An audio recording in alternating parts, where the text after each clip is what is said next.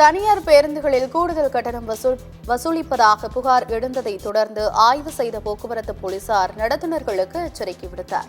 புதுச்சேரியிலிருந்து இயக்கப்படும் தனியார் பேருந்துகளில் பயணம் செய்யும் பொதுமக்களிடம் கூடுதல் கட்டணம் வசூலிக்கப்படுவதாக கூறப்படுகிறது. இது தொடர்பாக ஆளுநர் மற்றும் உயரதிகாரிகளுக்கு புகார்கள் சென்றன.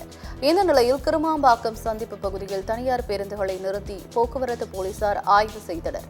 மேலும் பேருந்து நடத்துனர்களிடம் கூடுதலாக கட்டணம் வசூலித்தால் கடுமையான நடவடிக்கை எடுக்கப்படும் என்று எச்சரிக்கை விடுத்தனர். என்ன தொடர்ச்சியா வரும்? அது நம்ம தொடர்ச்சியா தான் வரும். நீங்க வந்து நம்ம தொடர்ச்சியா தான் வரும். இதுல என்ன ஒரு போலாமே எழுதணும்ல. இதெல்லாம் அப்படியே 20 ரூபா அவர் நீங்க என்ன போறோம்?